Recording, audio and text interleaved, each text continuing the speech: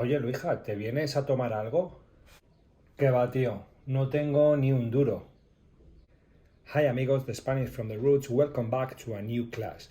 Today we are going to explain this expression, no tengo ni un duro. Hoy en día los chavales dicen no tengo ni un pavo. Now we say pavos for these euros. But we used to have an old currency, which was called la peseta. Here you have a picture of this coin, okay? It was 20 years ago when we changed to the euro in the year 2000, and we used to have a coin that was 5 pesetas, 5 pesetas, y la llamábamos duro. Aquí tenéis el ejemplo de la moneda, el duro, y por eso decimos no tengo ni un duro.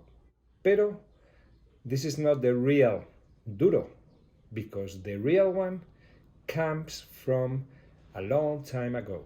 So let's dive into this fact from the history. Let's take a look at it.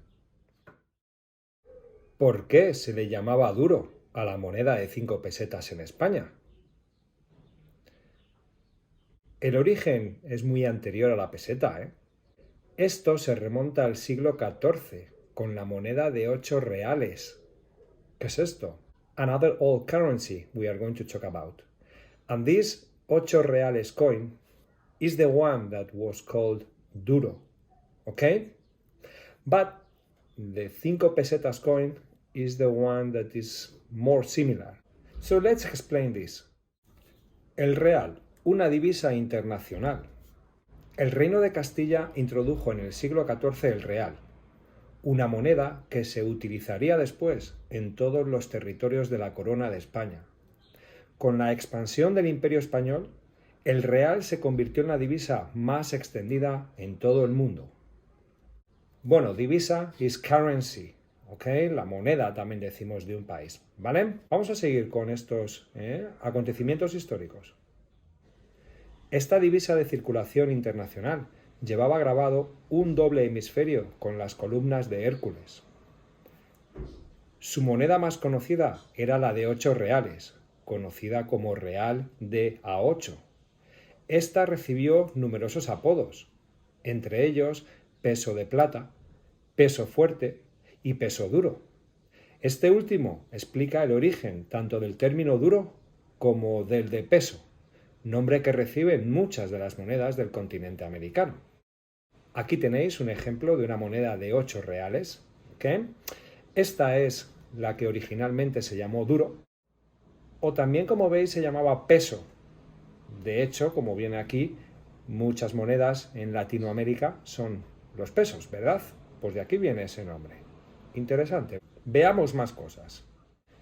Nuevas monedas. El real fue moneda de curso legal en varios países hasta el siglo XIX.